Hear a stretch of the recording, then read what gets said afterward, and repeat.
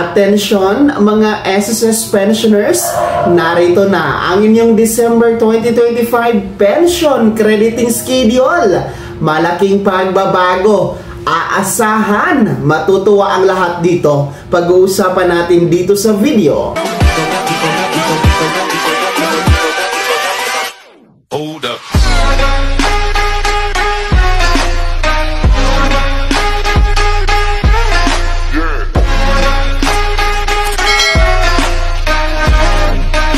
Hello mga ka-vlogs! Welcome dito sa aking YouTube channel. Magandang araw po sa lahat ng mga manonood. San po kayong dako sa mundo? Kumusta mga ka-vlogs?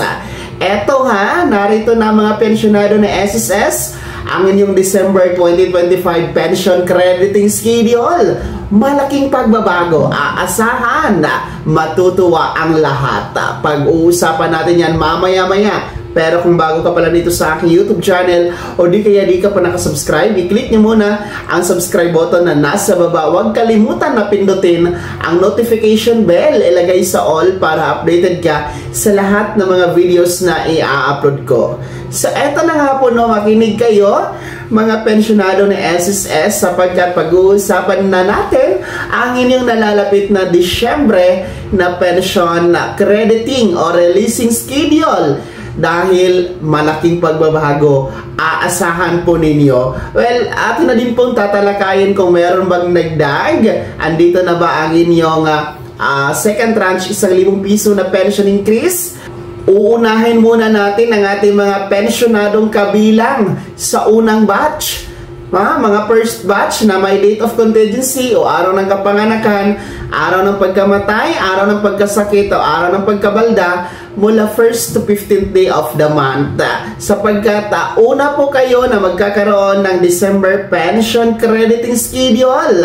Well, ang schedule naman po talaga ng ating mga first batch ay every first day of the month. Para sa ating mga baguhang pensyonado tuwing unang araw, every month, ang inyong pension crediting schedule or releasing schedule. And ngayon nga po Disyembre, that will be on December 1, Disyembre 1. Kung inyo pong nakikita sa kalendaryo, December 1 ay natapat sa araw ng Lunes. At yan nga po ay hindi pula, Kasi ayon sa isang SSS circular, kapag natapat ang original na pension crediting schedule sa holiday o di kayo naman po weekend, gaya ng Sabado or Linggo, ito po i-atras sa pinaka last working day ni SSS. Pero dahil nga po hindi holiday at hindi weekend ang December 1, kaya aasahan natin ang regular crediting schedule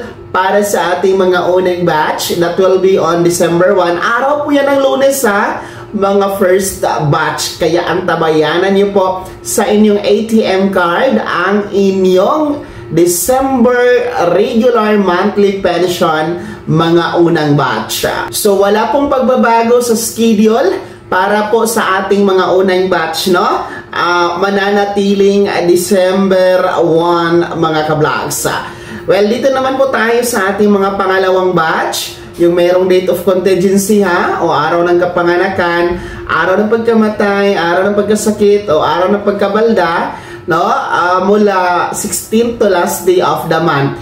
Ito na nga po, merong ito na yung sinasabi nating malaking pagbabago, para sa ating mga pangalawang batch. So ito na nga po yung malaking pagbabago na sinasabi ko para po sa ating mga pangalawang batch, dahil supposed to be ang kanila pong pension crediting schedule para ngayong buwan ng Disyembre ay December 16, kasi every 16th day off naman po talaga yung kanilang schedule. Kaso nga lang po, every December, mga ka-vlogs, ay naiiba po yung ating pong schedule for our second batch. Ibig sabihin po, may pagbabago sa kanilang schedule dahil nga po dito sa 13th month pension releasing. Dahil ayon po sa SSS Circular number 2022-030,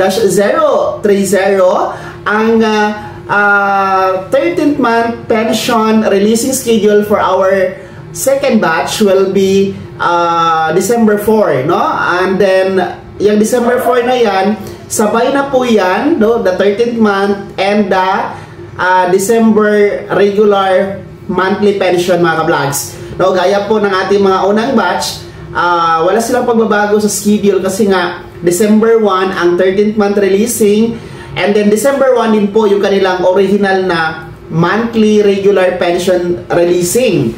So wala silang pagbabago. Dito lang po sa mga second batch, which is hindi na masusunod yung kanilang regular schedule na December 16 kasi nga po meron po tayong 13th month na crediting na sinusunod as per Circular 2022-030 mga ka-vlogs. At isasabay na nga po ang pensyon sa December 4. So ibig sabihin po, instead of December 16, ay mangyayari po December 4 ang December pension crediting ng ating mga second batch. At yan po ay araw ng Huwebes. Kung makikita niyo po sa inyong kalendaryo, ang December 4 ay Huwebes. Hindi po yan natapat sa weekend at hindi din po yan natapat sa holiday. Kaya aasahan po natin ang regular crediting schedule ng pensyon ng ating mga second batch, no? Ngayong Disyembre. And ngayon nga po yung December 4. Kaya antabayanan niyo po sa inyong ATM card mga second batch. Kasi po malaking pagbabago sa schedule. Pinakamaaga po kaysa inaasahan ang inyong mangyayaring pension releasing mga second batch.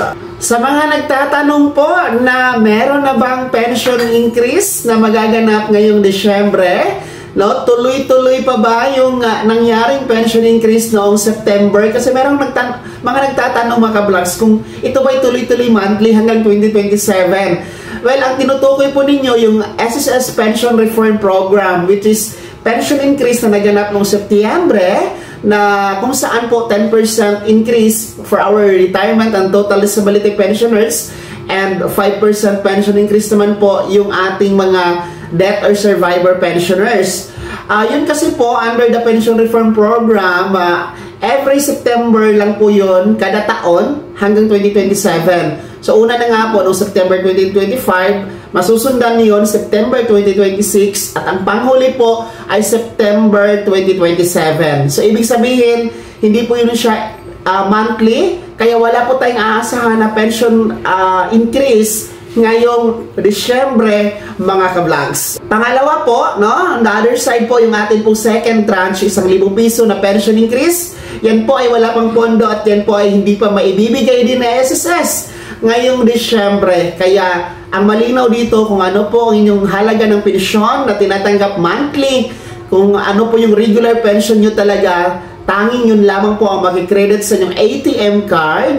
Wala na pong iba mga pensionado na SSS ngayon pong Disyembre. So, uulitin ko ang schedule po ng pension crediting o releasing para sa buwan ng Disyembre ng ating mga SSS pensioners. Mauna po ang ating mga unang batch na may date of contingency mula 1st to 15th day of the month, and that will be on December 1. Araw po yan ng Lunes. At ang atin po mga second batch na may date of contingency from 16th to last day of the month, ang inyo pong December pension, malaking pagbabago, no? Advance po ang inyong pension. Instead of December 16, magiging December 4, mga second batch. And uulitin ko din, walang dagdag na pension, wala po ang second tranche, mga SSS pensioners. Kaya naman, mga pensionado ng SSS, ano po yung komento at reaction sa balitang ito? Kayo ba ay excited na dito sa paparating na Disyembre? Dahil nga po, bukod sa pensyon, kasabay sa makikredit sa inyong ATM card ang inyong 13th month pension.